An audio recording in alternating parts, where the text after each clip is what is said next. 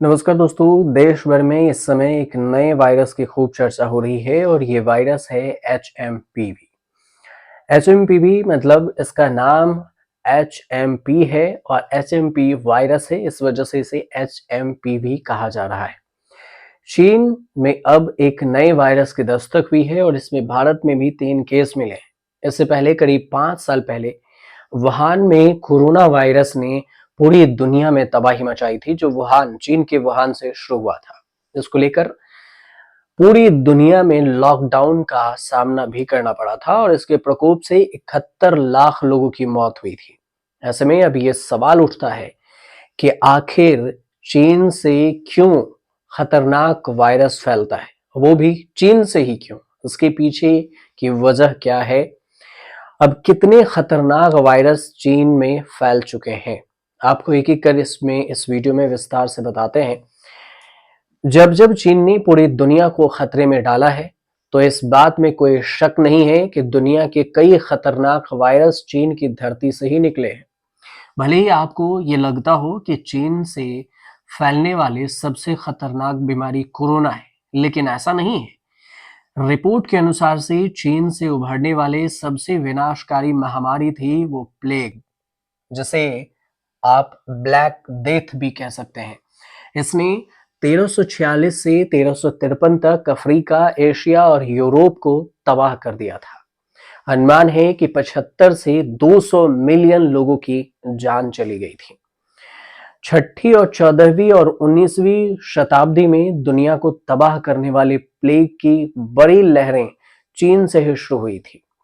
वहीं पर पिछले 100 सालों की अगर बात करें, तो चीन से 1918 में, 1957 में, 2002 में, 2019 में महामारी फैल चुकी है। 19 की बात तो आप बखूबी देख ही चुके हैं, कोरोना के रूप में। ये भी चीन का ही देन है। अब शुरू करते हैं 1957 में आई महामारी की कहानी से। 1957 और 1959 के बीच में दुनिया भर में एक भयानक तबाही आई थी। इस महामारी का नाम था एशियन फ्लू। इसका नाम रखा गया क्योंकि यह चीन से पूरी दुनिया में फैला था और इस महामारी के प्रकोप का अंदाजा इस बात से लगाया जा सकता है कि महज 2 साल के भीतर ही इस फ्लू से दुनिया भर में करीब करीब 20 लाख लोगों की मौत हो चुकी थी। और इससे पहले अगर बात करें, तो 1918 में भी एक तबाही आई थी। 1918 का इतिहास ये कहता है कि महामारी आई थी जिसे स्पेनिश फ्लू के नाम से जाना जाता है। हालांकि ये महामारी ऐसे समय में आई थी जब दुनिया में पहले विश्व युद्ध की चर्चा थी। ऐसे में तमाम सेंसरशिप के कारण यह स्पष्ट नहीं है कि आखिर ये महामारी दुनिया में कैसे फैली, लेकिन तमाम रिपोर्ट्स में दावा किया जा रहा है कि इसकी भी उत्पत्ति चीन में ही हुई थी। 1918 की महामारी के सदी के सबसे घातक महामारी बताया गया और इस महामारी के चलते वैश्विक स्तर पर 20 मिलियन से 50 मिलियन लोग मारे गए थे। हालांकि कुछ रिपोर्ट इस आंकड़े को 100 मिलियन के करीब भी बताती है। अमेरिकी रोग नियंत्रण और रोकथाम जो सीडीसी की रिपोर्ट माने तो लगभग 500 मिलियन लोग, यानी उस समय दुनिया की लगभग 30% आबादी इस महामारी की चपेट में थी। और इसी तरह 2002 में फैली सार्स नामक महामारी, जिसे तबाही मचाई गई, सार्स 1 जिसे कहा गया, और ये भी चीन से ही फैला था। तो आखिर चीन से ही क्यों फैलता है वायरस? सबसे बड़ा सवाल ये भी है। दुनिया भर की जो रिपोर्ट्स हैं, उस रिपोर्ट्स में, कई सारे रिपोर्ट्स में ये दावे किए गए हैं कि चीन से ही वायरस फैलने के पीछे उसकी घनी आबादी है, जो जानवरों की कई प्रजातियों के साथ खुले तौर पर संपर्क में है, जबकि वहां पर स्वच्छता को लेकर भी काफी समस्या है। इको हेल्थ अलायंस के जो अध्यक्ष हैं डॉक्टर पीटर दासजक ने इंटरव्यू में दावा किया था कि दक्षिण मध्य चीन वायरस के लिए एक मिक्सिंग बेसल बना हुआ है। वहां पर स्वच्छता में भारी कमी है और लचीले निगरानी के साथ बड़े पैमाने पर पशुपालन होता है। उन्होंने ये भी बताया था कि किसान अक्सर अपने पशुओं को वेट मार्केट में लाते हैं, जहां वे सभी प्रकार के विदेशी जानवरों के संपर्क में आ सकते हैं। और इस सब से जब जैसे संक्रमित होते हैं, तो यहाँ से एक नए वायरस की शुरुआत हो जाती है।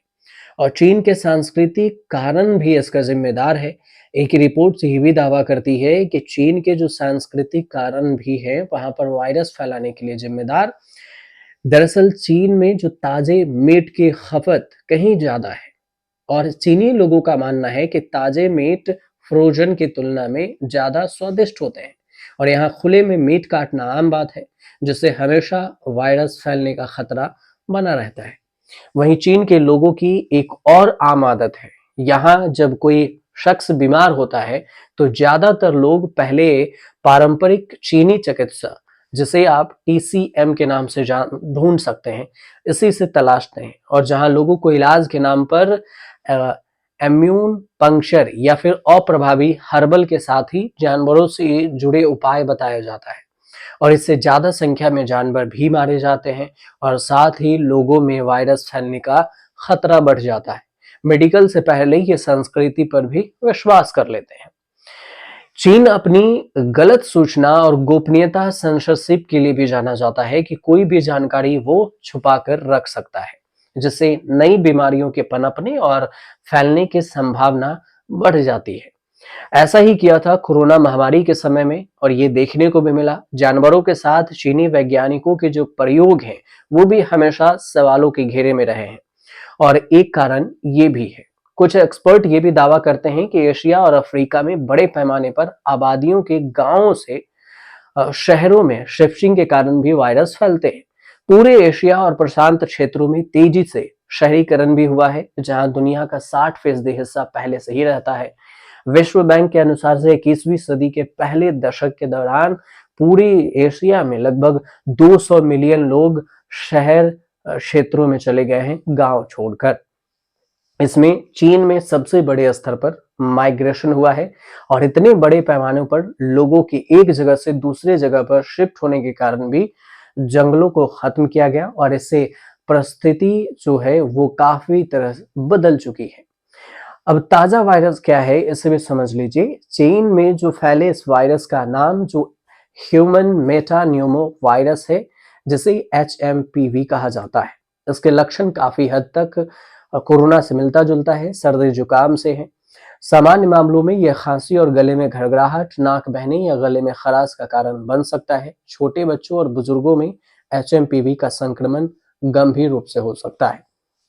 फिलहाल इसको लेकर जो विस्तार से जानकारी है उस पर हमने आपसे एक और वीडियो बनाई थी। उसमें भी आप देख सकते हैं कि कैसे इस संक्रमण से बच सकते हैं, ये कितना खतरनाक है, क्या-क्या करने के लिए आपको करना चाहिए इससे बचने के लिए। आपको ये वीडियो में अच्छी जानकारी लग रही हो तो आप चैनल को सब्सक्राइब कीजिएगा, शेयर कीजिएगा, कमेंट जरूर कीजिएगा।